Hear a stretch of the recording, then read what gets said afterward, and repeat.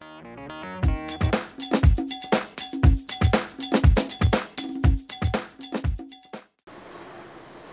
evening and welcome to CNN 7 Verona. I'm Brianna Nelson. And I am Chelsea Weber, reporting live to you tonight. Returning from 1595, the year Verona's most acclaimed play, Romeo and Juliet, came out in our very own theater. Today we will take you behind the scenes of Verona's most famous festival. Later in the hour, we will discuss the new Montague and Capulet War and the true poison that killed Romeo. Hi, this is Tasha Erding, live at the Teatro Romano, the location of the William Shakespeare Festival. I'm here today with Viola, the Shakespeare Festival coordinator. Tell us, Viola, why should citizens of Verona come out to the festival this year?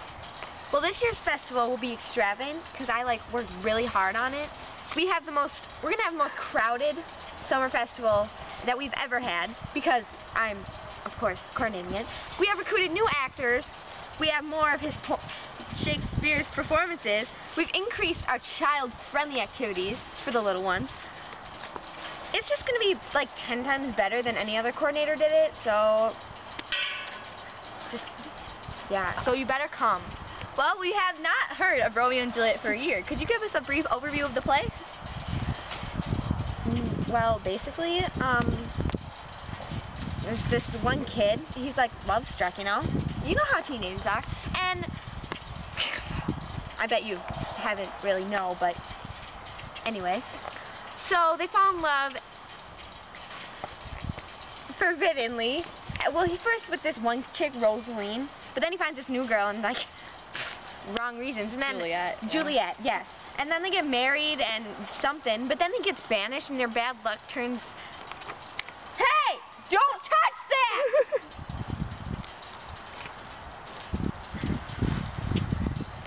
that! Romeo gets banished? I'm sorry. I'm sorry. I'm sorry. I just worked so... I'm sorry. It's okay. Take a second. Now that we know that the play is about Romeo and Juliet and how Romeo was in love with a girl named Rosaline. And he gets banished. Romeo gets banished. Continue. And Juliet is forced to marry another man. And they both sacrifice their lives to be together. Now that we know about Romeo and Juliet, can you tell us what this means for the festival with a special emphasis on the play? Let me tell you. We're having numerous performances of the play, historical booths, and activities for all ages. Remember the little ones I was talking about? Yeah, they can come too. From the period of Romeo and Juliet, you know? Yeah. Well, there you have it, folks. Come to William Shakespeare's Festival at the Teatro Romano. Back to you, Chelsea and Brianna. Thank you, Tasha. Now, CNN 7 will take you through the new name battle between the Montagues and the Capulets. This is Tasha reporting live in front of the Montague household. On Tuesday, March 29th, another fight broke out between the Montagues and Capulets of Verona. Both families claim their rights to the play, claiming Shakespeare wrote it on them. Montagues are saying that the Capulets have wrongfully claimed their rights and do not have solid evidence. We are here with Amelia Montague to give her side of the Montague story. Amelia, what is the problem with Capulet names? We Montagues are just so disappointed in the Capulets. They didn't write the play on them. Take a second. The Montagues claim that their aunt... It's okay. No, it's not fair for the world the sake of Shakespeare and Verona.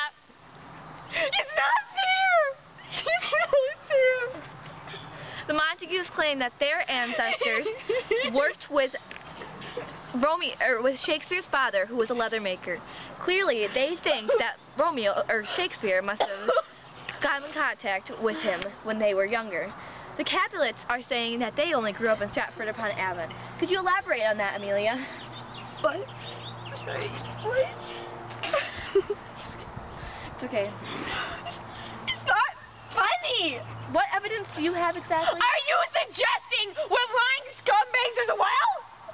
No, I would never suggest that at all. What is it? What is it?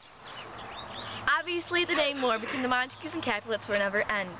both claim their rights to Shakespeare's most acclaimed play, Romeo and Juliet. There's examples. My ancestors, they're like leather makers with Shakespeare. It's not. There you have it. No, I'm not done. They should just stop pretending. It's so unjust. I don't know what's going on. Thank you. This is Tasha Erdem reporting, CNN 7 Verona, on the Montague and Capulet story. Have a great day. Back to you, Chelsea and Brianna. Thank you, Tasha. What really kills Romeo? Our investigative journalist, Tasha, is live with the answer. What actually kills Romeo? This is Tasha Erding with CNN Verona at Verona University with Professor Bob Larson.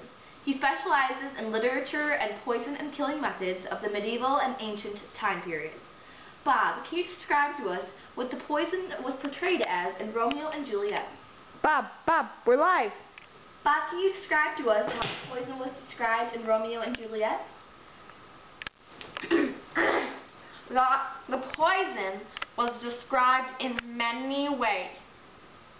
The apothecary stated that you put the poison in the liquid, any liquid, you drink it all, and you had the strength of 20 men.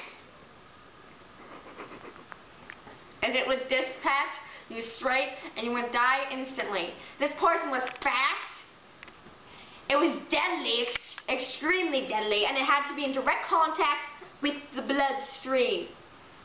How have poisons evolved throughout history? What were their characteristics in the 15th century?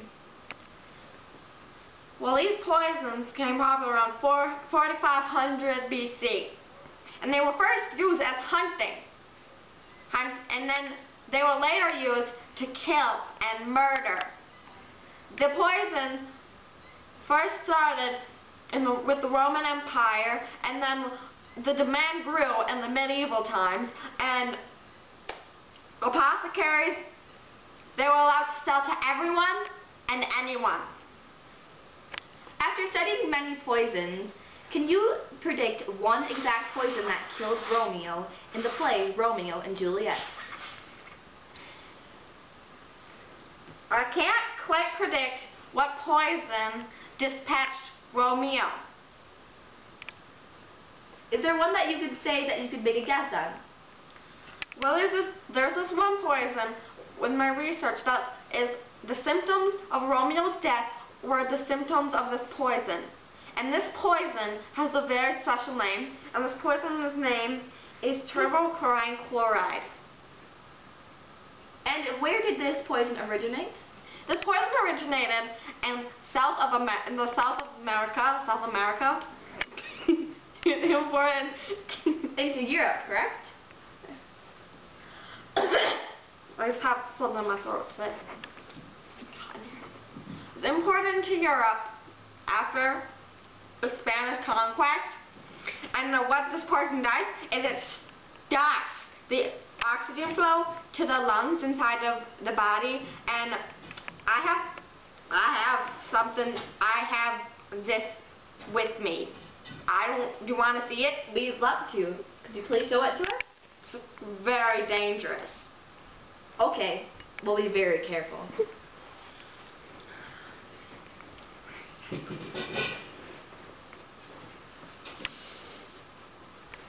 One moment, please.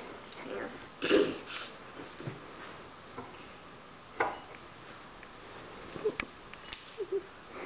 This is the poison that might have killed Romeo, but nobody knows for sure, and it's very, very dangerous. Thank you, Bob.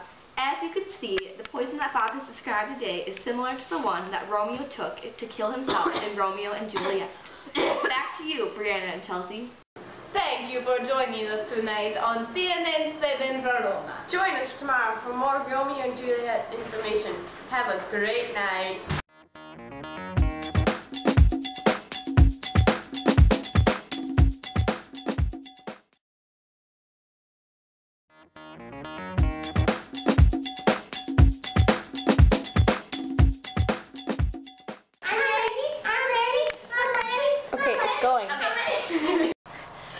Shakespeare with Amelia Montague.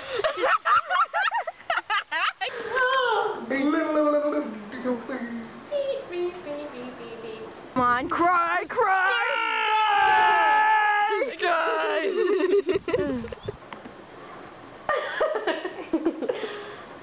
Write it all over you. New actors, new scene.